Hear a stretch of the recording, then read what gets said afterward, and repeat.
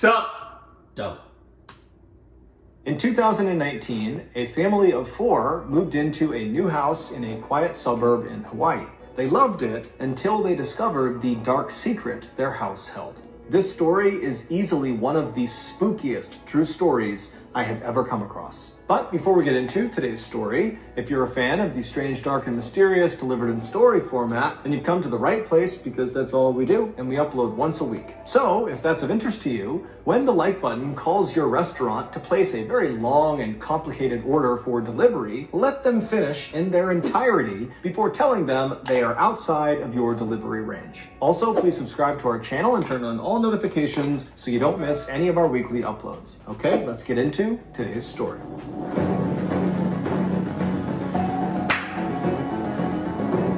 Dice roll. Dice roll. Sheesh. Hey, what's that, Dave? That go like...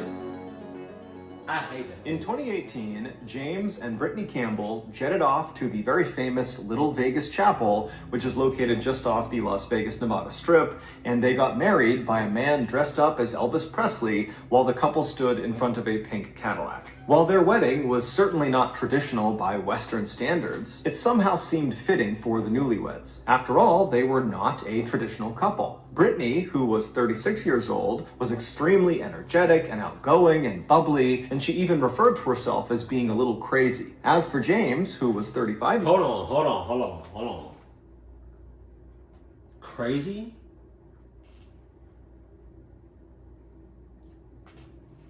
What you talking about, Brittany? Crazy? You just gonna throw that word in a story like this? Come on. Years old, he was reserved and quiet and kind of analytical and would rarely act on impulse. And on top of these two just being complete and total polar opposites, they had actually dated previously back in high school, and it had not worked out. They had broken up and gone their separate ways, not expecting to see each other again. But nearly 2 decades later, they randomly reconnected, and this time they had something major in common. James was a single father of 2 young boys, and he was desperately looking for a partner to not only share his life with, but someone who would come in and help him raise his kids. As for Brittany, she too was single, and she really wanted to be a mother. And so the timing of their reunion was perfect. A year after the wedding, James, who was serving in the US Navy, was given orders to spend a couple of years working out of a naval base in Hawaii. So the family of 4, along with their little cat named Mr. Franklin, packed up all of their things and left the mainland of the United States, and they landed in Honolulu, which is the capital of Hawaii.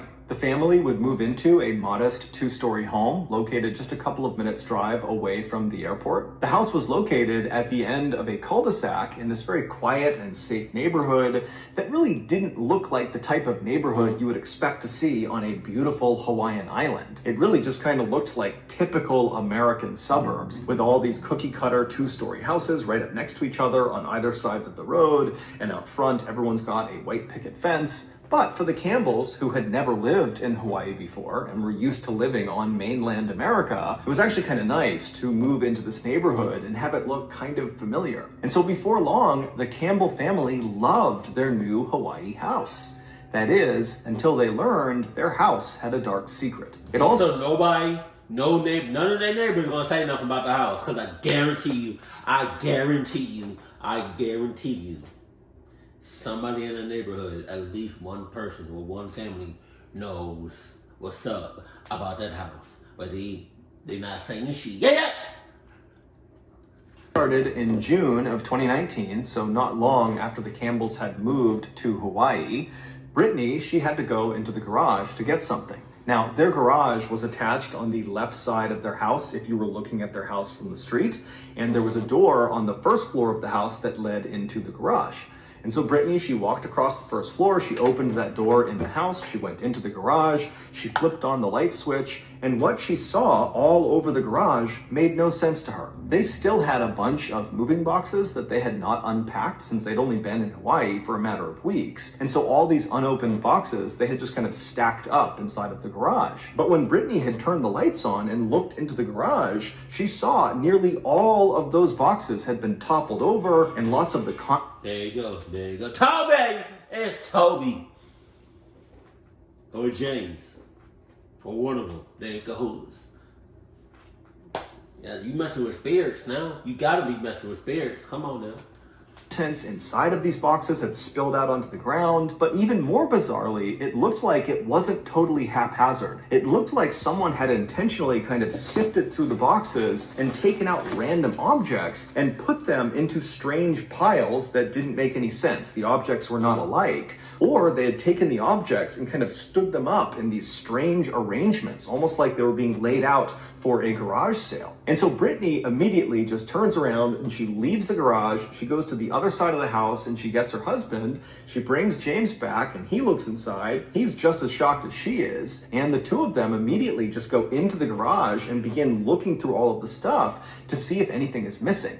Now, it was pretty difficult to tell if something had been stolen, but they did have some valuable stuff that was in those boxes that had been pulled out and was lying on the ground, and that wasn't missing. And so that was a pretty good indication to James and Brittany that this wasn't a robbery. And so the only other thing they could think of would be that their two young sons must have come in here and been goofing around and pulled the boxes over, and so this is their doing. But when the parents confronted the two young sons, they said they didn't do it. Brittany believed them, but James didn't necessarily. He thought they could be lying about it, and if they were telling the truth, then, maybe one of their pets had gotten into the garage and caused all this chaos. They had purchased a dog when they got to Hawaii, so they had a cat and a dog. And so James was just being very dismissive of this whole garage incident and not taking seriously the fact that Brittany was really spooked by this. But regardless of how the family members felt about the garage incident, they all just kind of moved on because there really wasn't anything to do except pick the garage up and continue on. About a week. My ass. Every day, every moment from that moment needs to be first and foremost before anything you do. After that moment, you wake up, think about it. You brush your teeth, think about it. You having think about it. You get on off, think about it. Eating breakfast, think about it. Super Bowl, think about it. Go to work, think about it. Like, you gotta think about this every day. Cause that was weird. That was sus as hell. Come on, come on. Y'all just gonna act like that wasn't, come on. After the garage incident, Brittany was home alone one morning getting ready. She was sitting in the master bedroom in front of her mirror and she was applying eyeliner and she had a YouTube video playing some makeup tutorials. And as she's applying the makeup, she suddenly hears the front door downstairs slam shut. She almost pokes her eye out with her eyeliner. She's so startled by the sound of it. And she immediately pauses her YouTube video and she calls out for James and her sons, believing they must be home and somebody slammed the door. But when she calls out, she gets no response. Now, immediately, Brittany is going through all of these different rationalizations like, okay, maybe James and the boys opened the door, they got something or put something in the house, they slammed it and they left. And so that's why they didn't hear me call their name. But she couldn't help but feel like something was wrong. She's also thinking about the garage incident, which really never left her. She pretended like she had moved on, but really she hadn't. And so she stands up and she begins walking towards the open door that led out into the hallway. And then from the master bedroom, if you were looking out into the second floor hallway, it basically went straight across to another door. That was her son's bedroom. And in between these two doors, basically halfway down the second floor hallway, to the left was a flight of stairs that went straight down to the first floor. And when you reached the bottom of those steps, right in front of you would be the front door, the door that had slammed. And so Brittany reaches the threshold of the master bedroom. She's looking out into the second floor hallway. She doesn't see anyone. And so she yells out again for James and for her sons, but again, there's silence. So she takes a deep breath and she begins walking down the second floor hallway and she makes it halfway. She turns left and she gets onto the stairs. And as she's walking down these steps, the house is eerily quiet and she's got this growing sense of dread inside of her and she's kind of quietly calling out for James and her sons, but it's totally quiet. and she gets to the foot of the stairs. She kind of scans around her. She doesn't see anyone. And then she walks to the front door. She flings it open, expecting, hoping to see James's car in the driveway, or just see some indication that her husband or her sons had been there or were there. But when she opened that door, James's car was not there. There was no sign of anybody in the area. It was just her. And so with her heart racing, she shut the door, she locked it, and then she walked all around the first floor, checking every window, checking every door, making sure everything was locked. She went upstairs, she did the same thing, checking every room, every closet. There was no one in the house with her. She was sure of it. And so she went back to her room thinking to herself, what do I make of that? How do I reconcile the fact that I clearly heard the front door slam? It was Toby cluck ass, bitch ass, old ugly ass. It was Toby.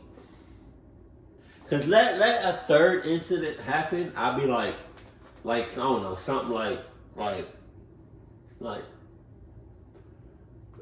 all the blinds just tear off the windows. And that was the third incident, I would have been like, all right, Toby. What's up, Toby? What?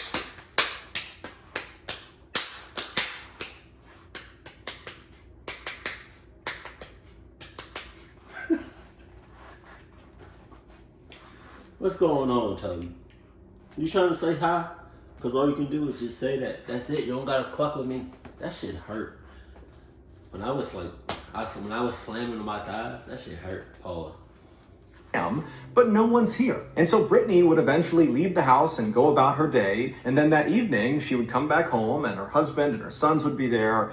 And at some point, she would bring up the slamming door to her husband to get a sense of, could that have been him? And he would tell her that no, he had not come by the house that day, so that could not have been him. But he assured his wife, don't worry, you probably just unlocked the door and a draft came through and slammed the door. You got nothing to worry about. That was a hell of a draft. If it did that, wind probably mad as shit at you. I don't know. What the wind do to you to cause the wind to be like, Zait! But Brittany would tell her husband that was just not possible, that she always shut the door. She always shut and locked the door. So the idea that she had forgotten to lock it and had left it partially ajar enough to the point that a draft could slam it the way it did, it just didn't make any sense. But just like the garage incident, James was very dismissive and just told his wife, you're being super paranoid. You have nothing to worry about. It's just a door. Don't worry about it. But this really upset Brittany and she got mad at James. And before long, the two were just totally fighting about it. And by the time they actually laid their heads down on their pillows that night, they weren't even speaking. And so the couple that night, they fall asleep angrily. And then in the middle of the night, Brittany wakes up suddenly. She doesn't know why she's woken up, but she's kind of looking around the room. It's totally silent, and she's trying to get her bearings. And as she's sitting there, she hears downstairs, not a slamming door, but the sound of a door opening and then shutting. Immediately, she is on heightened alert. And instead of doing anything, she just kind of leans forward and listens really intently to make sure she really heard what she thought she just heard. And as she's sitting there listening, she can hear again another door downstairs, a different door, opening and then shutting. And at this point, she begins to panic. She reaches over, she shakes James awake, and she tells him, I can hear someone opening and shutting doors downstairs. Now, James was not remotely thrilled to be having this conversation. He was still mad at his wife for being so paranoid about the door earlier, and so to be woken up in the middle of the night to his wife freaking out about more doors being open and shut, he was just really upset. And so he sits up, he's totally annoyed, and he's not ready to really take seriously anything Brittany is saying, and Brittany's picking up on this. And so finally, she just says, James, did you lock the front door before you went to bed? And so James is like, yes, I locked the front door. I'm telling you, you're hearing things. There's nothing going on in this house. But Brittany was not convinced. And she says, no.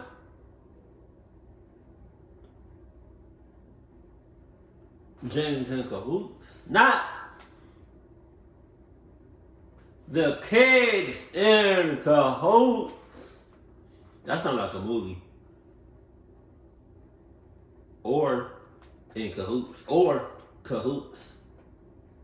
I don't know. You know what? you can think nothing's going on, but I'm going downstairs to make sure no one is in this house. And so Brittany would get out of her bed, she'd walk over to the open door that led into the second floor hallway, and as soon as she looked out, she didn't see anything, she didn't hear anything, and so very slowly she began walking down the second floor hallway until she reached the top of the stairs. And at that point, she turned and looked downstairs into the pitch black first floor. She was terrified, but she knew she had to go down there to make sure her family was safe. And so down the stairs she went, and when she got to the bottom of the stairs, she saw right away the front door was unlocked. Jesus. Brittany's thinking, why would my husband tell me he locked the door if it's not locked? And so then Brittany's thinking, okay, my sons must have gotten out of bed and they must have unlocked the door. That's what I'm hearing. I'm hearing these doors opening and shutting because my sons are down here somewhere and they're the ones causing all this noise. And so Brittany kind of felt relieved for a second because this seemed like what must be going on. But after locking the front door and then searching the whole first floor, she didn't find her sons.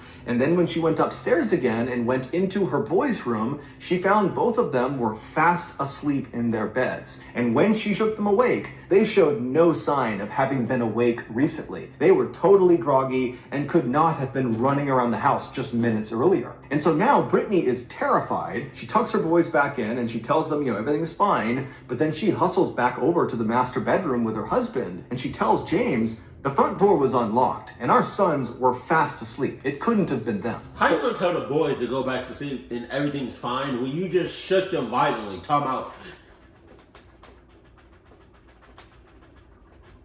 wake up. James continues to be very dismissive, telling his wife, you are totally overreacting, you're being paranoid, you're just hearing the sound of those doors because you're scared. There isn't any doors slamming in the house. And as he's saying this, their back sliding door downstairs that led to their backyard suddenly slammed open and then slammed shut. And as soon as this happened, James, who had been so dismissive and totally skeptical, he instantly changed. And he looked at his wife and he said, you stay right here. And he jumped out of his bed and he ran out of the bedroom. A few minutes later, he would come back into the master bedroom and he would tell his wife that, the back door, it was unlocked, but it was shut. I'm sure you just forgot to lock it. And the same draft that is opening and shutting doors, probably... What's wrong with him? What's wrong with him? Why are you not taking this seriously? Why don't he believe his wife? Hell no. See, I don't like that. That makes me think he in cahoots.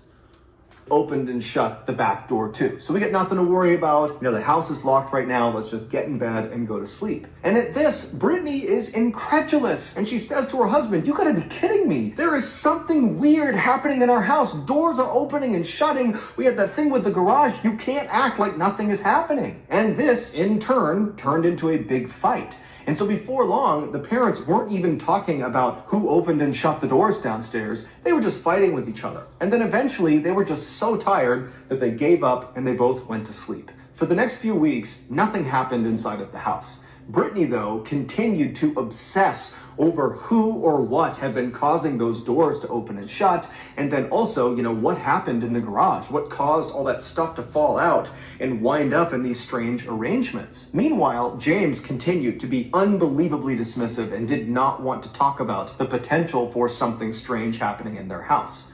But something strange would happen to just James without Brittany around, and that would be the first time that he would get really spooked.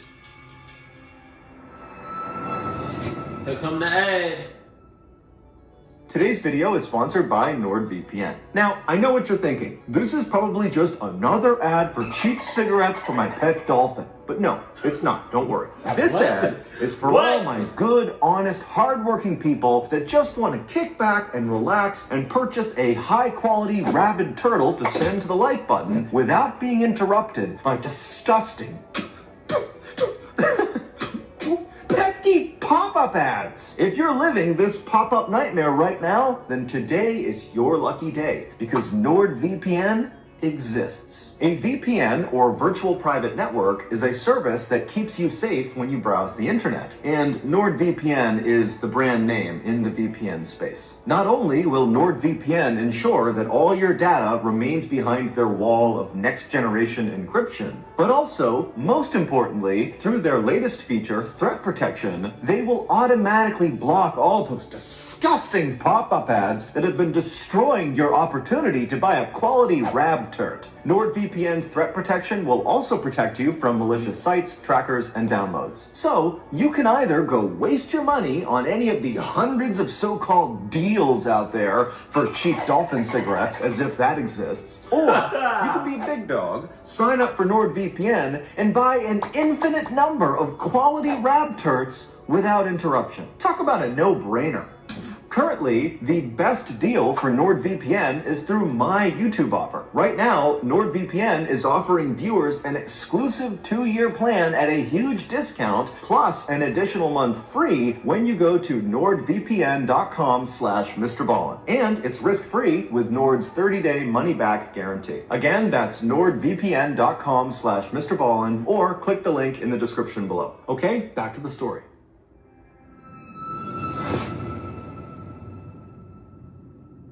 It was a couple of weeks after the nighttime door slamming incident, and James, he was alone at his house. It's the middle of the day, and he decided he would just play the piano. And so he moved to his piano in the living room, which is on the first floor. He sat down and he began playing.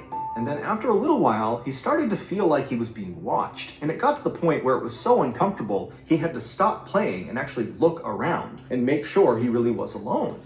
If it's that bad, and you think somebody looking around, looking at you, like you being watched by somebody or something, if it's that bad to the point you gotta stop what you're doing and you gotta look around, somebody or something is watching you. If it's that strong, like Jesus. And when he did that, he noticed out the window to his right, which led into the side yard, that there was clearly a figure standing in the window outside looking in with its arms down. But there was a curtain over the window, and so all he could see was this shadow figure standing at the window. And so James is immediately startled, and as soon as he reacted to this figure, the figure suddenly starts moving towards the back of the house. And so James, he gets up and he rushes over to another window that looked into the backyard, and he looks outside, and there's no one there. And then he goes back to the window he originally saw the figure in. He opens it up. There's no one there. And so James would ultimately tell himself that, okay, that must have just been some nosy neighbor that heard the music. They came over and they noticed that maybe I saw them and they ran off before I could see them. And so that's what it was. But deep down, what he saw in the window really shook him up. However, it would be the blanket incident that would finally push James to go from being dismissive and skeptical to admitting to his wife, we got a problem. It was not long after James spotted that dark figure outside of the window when he and his wife and his 2 kids decided they would head out to a movie theater to catch a movie. And so as they're getting ready to go, Brittany would say that she wanted to bring along a particular blanket that the whole family loved to use when they were sitting on the couch. She was going to bring that blanket with her to the movie theater to kind of cuddle up under for the movie. And so she would make her way into the living room and she would see the blanket was missing. It was not on the couch where it normally was. And so she would ask her husband and her sons if they had any idea where it was, and they would say, no, we haven't touched it. She would look all over the place, under the couch, in the living room. She went upstairs. She couldn't find it. And so finally they just left without the blanket. But when they came back that evening, there on the couch, folded up neatly, was this blanket. Everybody knew that blanket had not been there when they left. So how did it get there? For the next few weeks, the parents did their best to put on a brave face and tell their kids that everything was okay, but... Stop. You lying to your kids. You lying to your kids. You lying to your kids. Tell them straight up. Tell them what it is. Tell it like it is. There it is. Toby's in here, rent-free. Just saying. The parents and the kids were all terrified to be in that house. And that's because at night, the doors continued to open and shut. Their dog periodically would just start barking in the middle of the night for no apparent reason. And they would all get this awful sense that they were being watched all the time in their house. And so finally, by September of that year, the parents decided, we just have to get out of this house. We cannot be here. We need to take a break.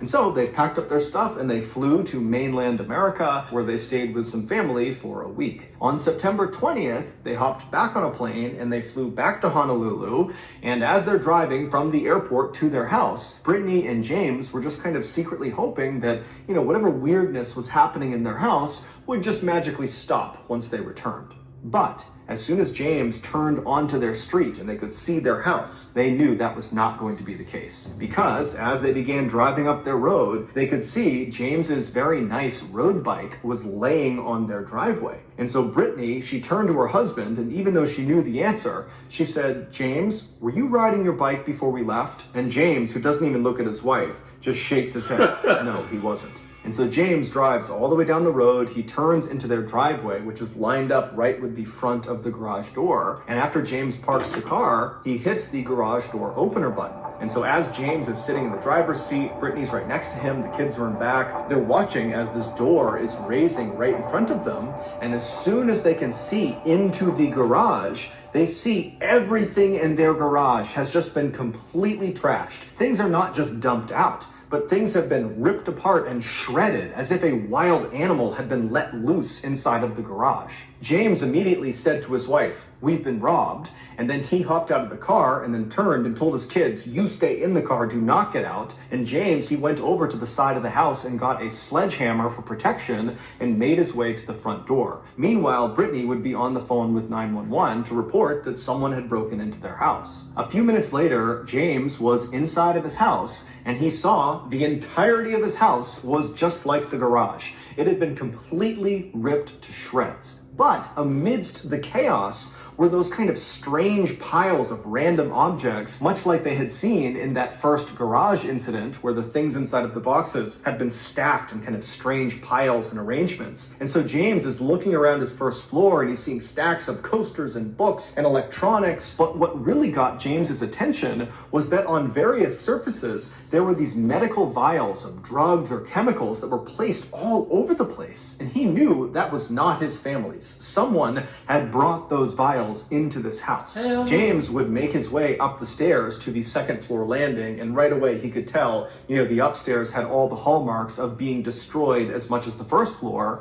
But when he went left and went into his boys' room, he saw that room was pristine. In fact, it had been cleaned. The boys' laundry was neatly folded on one side of the room, their beds were perfectly made with military precision, and all of their toys and different things that were normally all over the floor were neatly put away in the places they should go. And so James would turn around and leave his boys' room in absolute astonishment, and he would walk across the second floor hallway into the master bedroom. And what he would find in there would make an already terrible situation much, much worse. The master bedroom was destroyed like the majority of the house and garage, except the top of their bed was not covered in junk. Instead, on their bed was this towel that had been neatly laid out, almost like a tablecloth. And laying on this towel, neatly spaced apart, kind of perfectly arranged, were a bunch of knives. And then next to the knives, still on the towel, was a laptop that the Campbell family owned, but they didn't use it.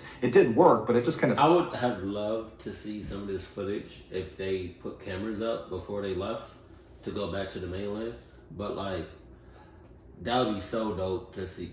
It'd be creepy as hell, but it'd be dope to see that in the master bedroom, and this laptop was sitting on this towel and it was open, but the screen had turned off.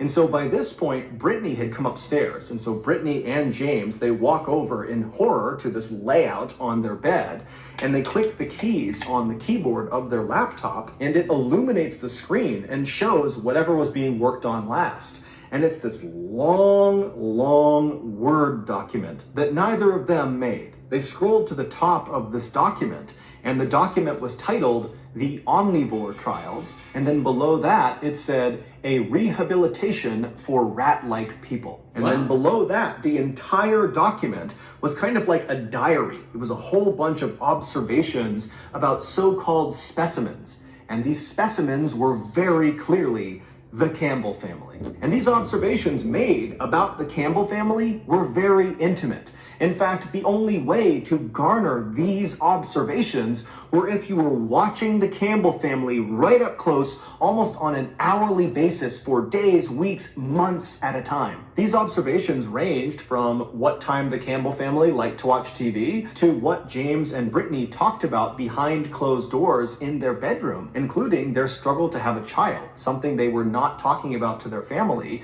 But in this document, the author of the Omnivore Trials would talk about how the creature, which was referencing Brittany, needed to stop trying to have another baby and instead focus on the children she already had. Toward the end of this really lengthy document, the author of the Omnivore Trials came to a shocking conclusion that in order to rehabilitate these rat-like people, the Campbells, the author would have to perform several surgeries on the specimens.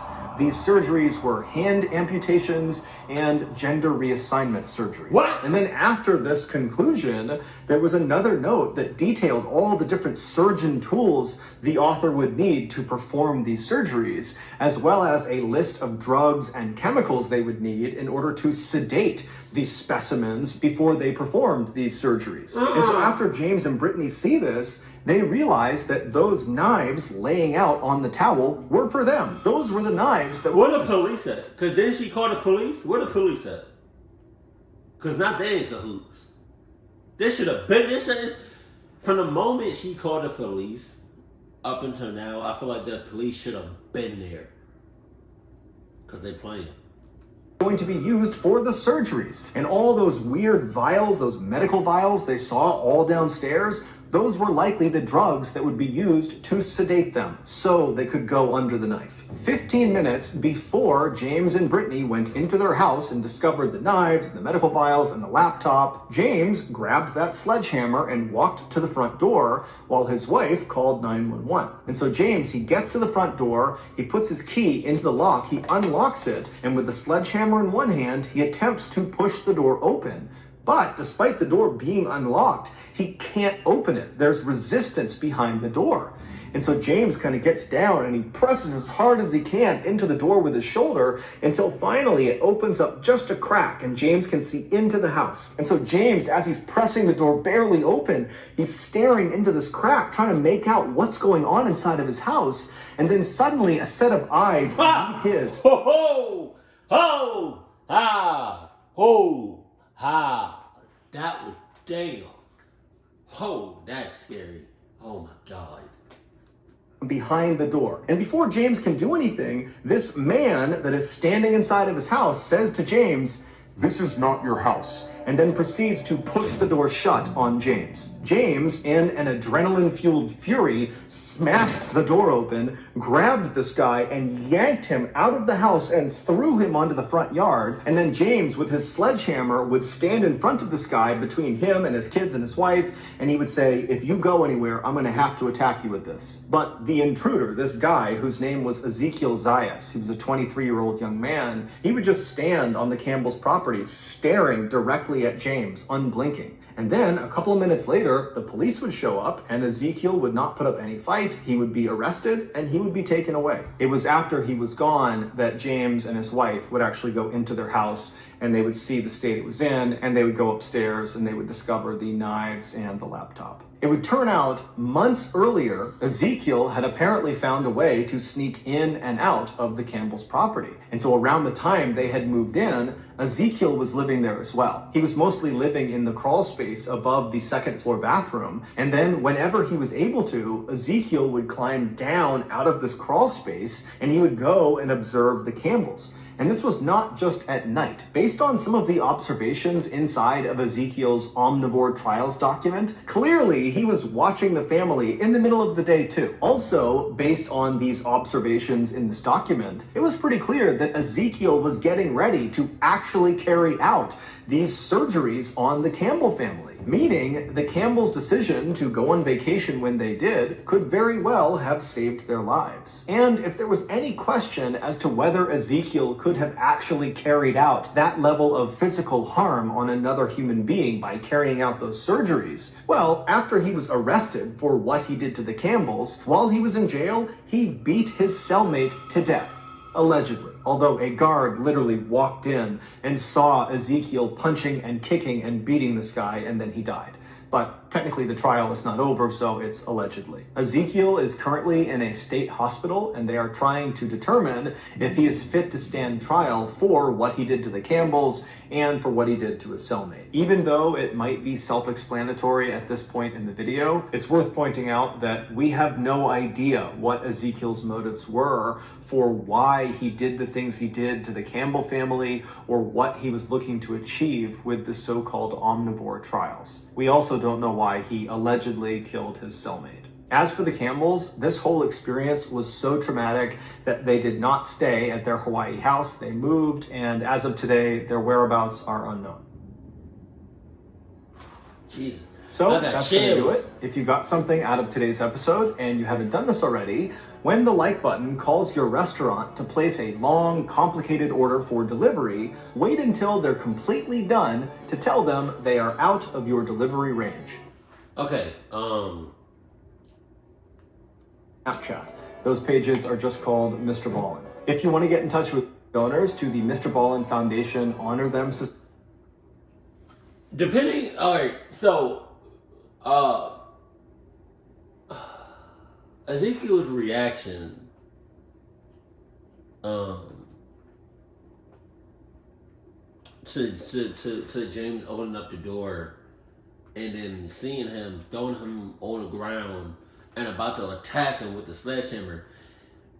Ezekiel's reaction, based on his reaction, it was like he was either possessed or he worked for somebody else.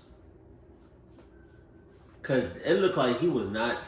I don't know, because then he just beat his cellmate to death. So it's just like, I don't understand where the motives were, but I don't know if it's because he's crazy or it's much of a bigger picture. Maybe he works for somebody else.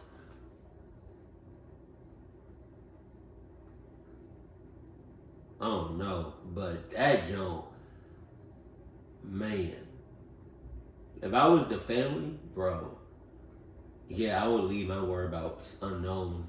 And every noise that I heard, it would just traumatize me for like a long time. Because that's, man. And then you got a crawl space. Like, how you not know that? How you not know somebody was living in your house? Oh my God. Oh my God. Oh. That's crazy. I'm thinking either Ezekiel was crazy or he worked for somebody else on a much, this is like much bigger than Ezekiel. Which I think. Let me know down in the comment section below. Keep it cool, keep it classy, and I love you, stay happy, my family.